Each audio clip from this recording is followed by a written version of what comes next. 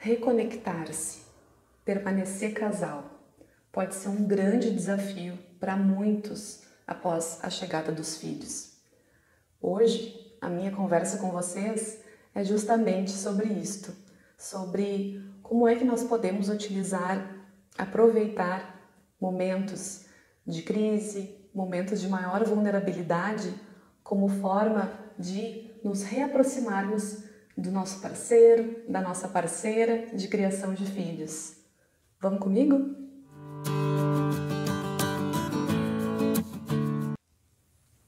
Olá! Sejam todos muito bem-vindos a mais um vídeo aqui do meu canal Pitocos e Pitacos. Eu sou Fernanda Minella, psicóloga, mãe de 2, do Antônio e da Catarina.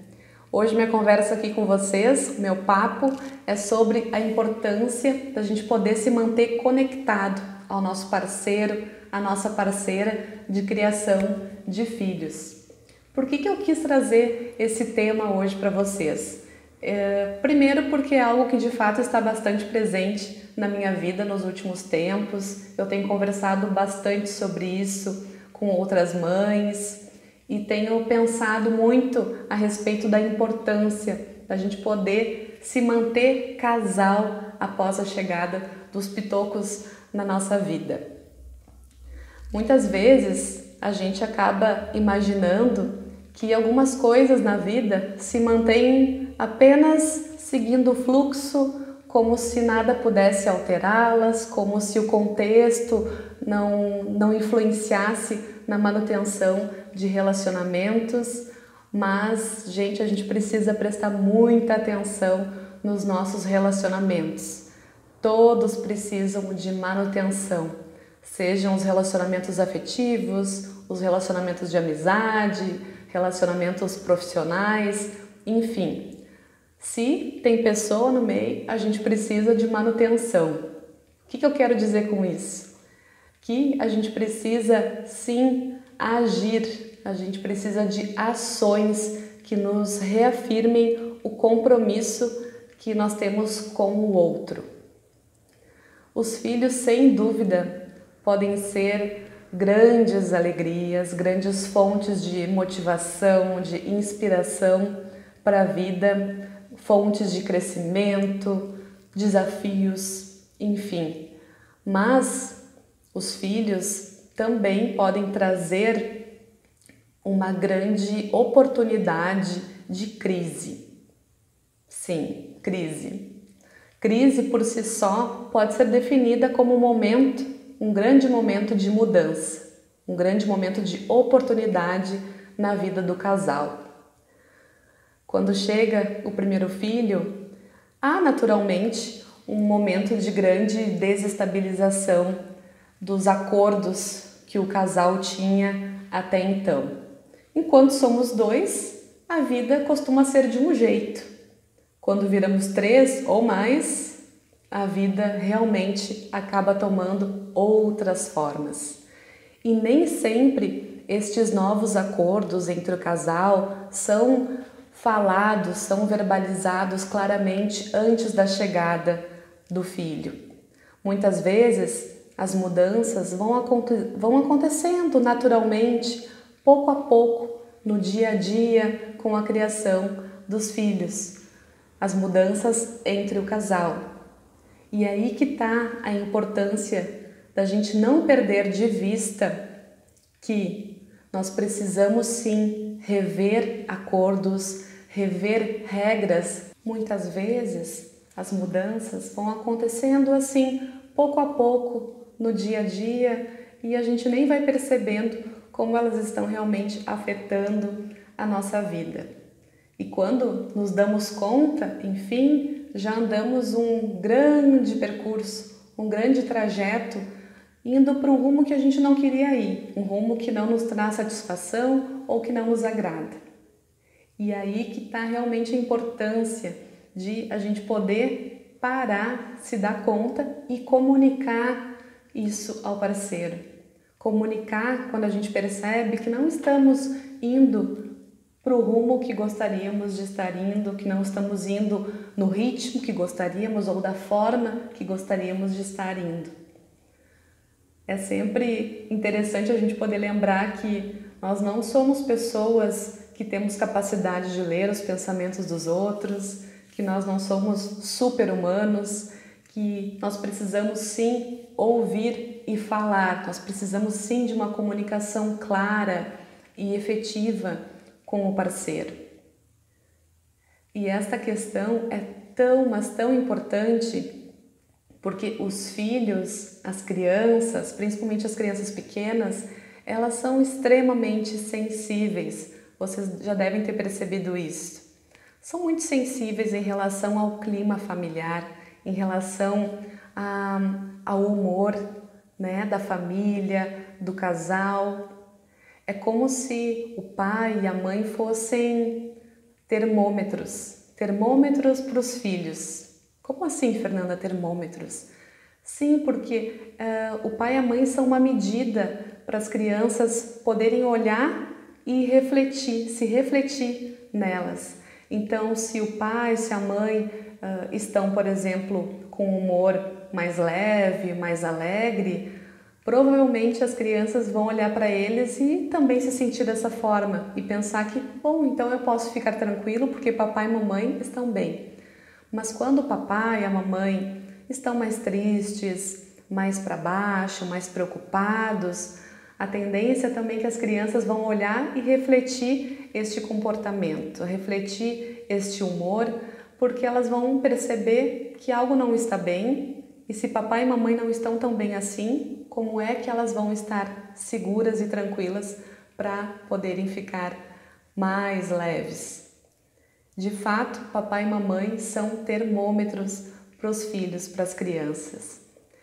E tendo essa grande responsabilidade de ditar o clima familiar, de ditar o tom das relações, é muito, muito fundamental que o casal nunca perca de vista essa grande responsabilidade e que possa sim ir comunicando, se comunicando com o parceiro a respeito de possíveis insatisfações, a respeito da necessidade de rever até alguns acordos que possamos ter feito alguns anos atrás e que agora já não funcionam mais.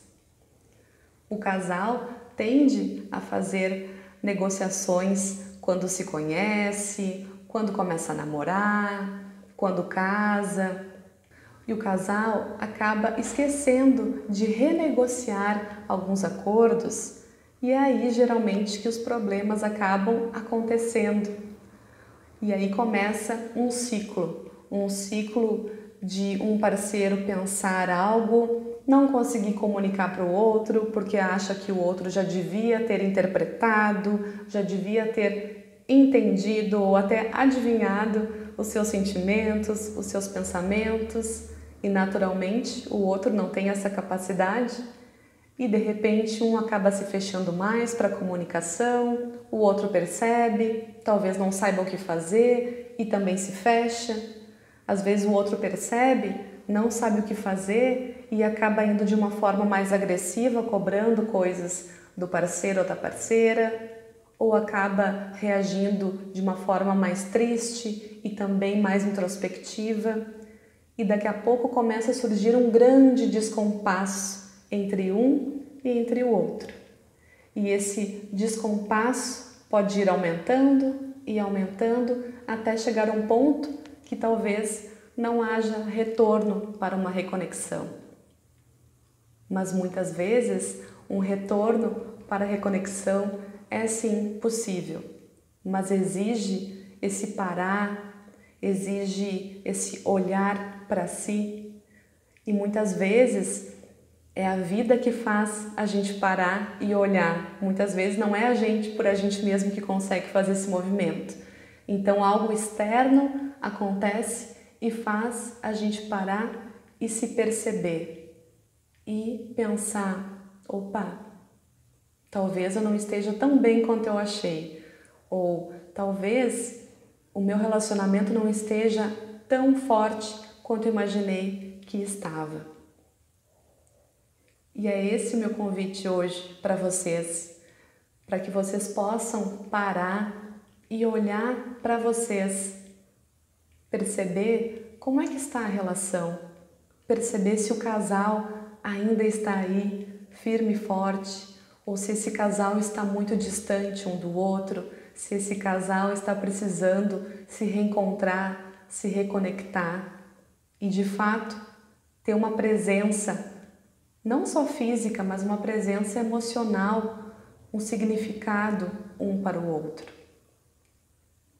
Nunca esqueçam, relacionamentos necessitam de manutenção, precisam de ações, não apenas pensamentos, ideias e desejos, mas ações, comunicações efetivas.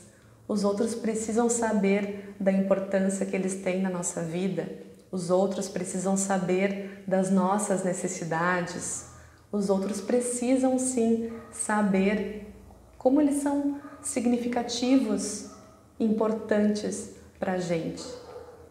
E os acordos, quando é necessário, devem sim ser revistos, renegociados, repensados.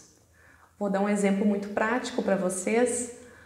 Um casal que, quando eram apenas dois, era o homem que lavava a louça e depois chega o filho. E o homem talvez não vá apenas lavar louça, mas talvez ele vai precisar também cozinhar um pouco mais. E antes era a mulher que cozinhava. Então, essa renegociação precisa sim ser revista. Um outro exemplo também muito prático, um casal que antes da chegada dos filhos tinha o costume de ir dormir muito tarde e acordar então muito mais tarde ainda. Quando os filhos chegam, quando o bebê chega, muda completamente essa rotina do casal e esses horários também precisam ser revistos. São exemplos muito práticos e banais, mas que falam sim sobre uma mudança. Um homem que costumava ter muita atenção da sua mulher, quando chega o bebê, naturalmente essa atenção vai precisar ser redirigida a este pequeno ser. E o homem muitas vezes pode acabar se sentindo excluído da relação ou sem entender a sua nova função nesta situação toda. E é aí que as comunicações efetivas, sempre com muito respeito, com muito carinho e paciência, devem acontecer. Pense então aí sobre a sua situação, sobre as suas necessidades, os seus desejos e como é que você pode transformá-los em algum tipo de ação, em algum tipo de comunicação efetiva para o seu parceiro. Porque com certeza ele ou ela não vai conseguir adivinhar o que você está precisando. Então, é seu dever, a sua responsabilidade fazer essa manutenção do relacionamento acontecer. Ok? Espero que este conteúdo faça algum sentido para você. Se fizer, por favor, deixe seus comentários, pode compartilhar a sua experiência e a gente segue por aqui. Até o próximo vídeo, até o próximo conteúdo. Fiquem bem, fiquem em segurança. Um abraço forte. Tchau, tchau.